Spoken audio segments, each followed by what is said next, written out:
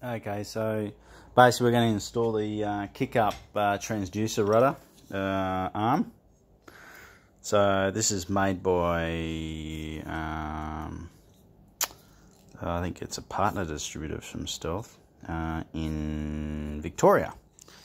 If you want to know where it comes from, just send me a private message. Basically, these are normally powder coated. This is one of the prototypes that was painted, but nice and light. It's aluminium, and basically goes underneath the Stealth rear handle, carry handle. And basically, it does not rub on the gel coat that I'm aware of, and sits down there. And you put your transducer there, and you can flip it up onto the kayak when you're transporting the kayak itself or the ski. I'm going to throw some silicone underneath it in this area here, just up the front here, just to ensure it does not rub the shit out of the kayak if the screws loosen, but I doubt they will. And by adding this 1/4 inch, apparently it doesn't lessen the strength of the actual handle itself, so I'll go ahead and do that. Okay, just be aware at this point, the standard I think they're 10 gauge, sometimes they're 12 gauge.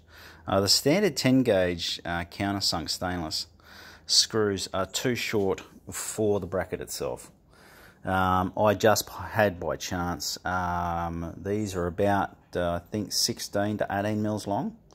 I had 25 mil long ones, so they've just popped in the back here. So you definitely need longer screws, so be aware of that. This is not a plug and play sort of setup. You'll have to go get extra hardware, being about an extra 6mm long countersunk stainless 10 gauge screws, I think they are, or 12, not sure. Okay, alright, so I've had a bit of a play around. We think we're there. Just got to bond this one down, this vent. So basically this is the install, zip tied to each end of the handle, so you can still get your hand underneath and actually take up the kayak or ski, whatever you want to call it. I'm going to try and come up with a better system of locking this cable down. Zip ties are working over here, but not necessarily over here. But anyway, okay, so that's it. So it's pretty snazzy. I've got the cable coming through the actual joiner itself. To try and offer as little water resistance drag as possible. Not that it matters, I mean it's a surf ski, so it doesn't really matter. And I basically got a zip tie to the back edge, which is a clever include for the people that made it, because I would have done exactly the same thing. So your cable comes across the back of the leading edge of the shaft. Comes up over the top. I've locked that down too, so when you kick the rudder up, like so, you can even take it all the way down. You can still grab the handle, no problem at all. So that's up out of the way. And should this kick up whilst you're out on the water, hunting tuna or whatever you're doing, you can. We all run shark shields. I always run shark shield off the back handle here, off the front handle. Sometimes it actually shorts out on the stainless steel rudder cables, because you can actually get yourself electrocuted through the scupper holes when it fills up with water sometimes. So when we know George is about up at Port Augusta, we hang the shark shield off next to us as close as possible without interfering with the paddle stroke.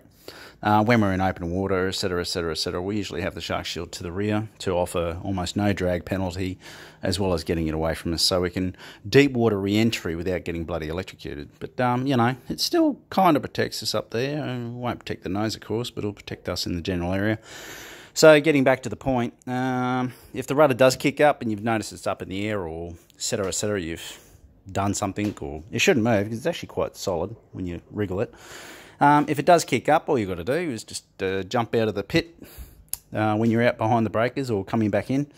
And if you're really worried about it, you just jump in, swim to the back, lift it up and jump back in again. It's bloody easy. Now, anyone who can't jump out of their kayak and jump back in it in open water or any sort of water, you're a frickin' fool, and you shouldn't be bloody out on a ski. So that's it. There you go. That's a, what do you call it, side scanning transducer wet mount with brackets supplied from Victoria. Nice little design Steve and Owen come up with. I've managed to get the transducer cable right in the guts of it, so it doesn't offer any sort of catchment. I might piss these zip ties off and come up with a better method of trying to secure the cable down. Not sure yet. And then obviously I've got to Sikaflex that sucker in place. So that's the install. So there you go.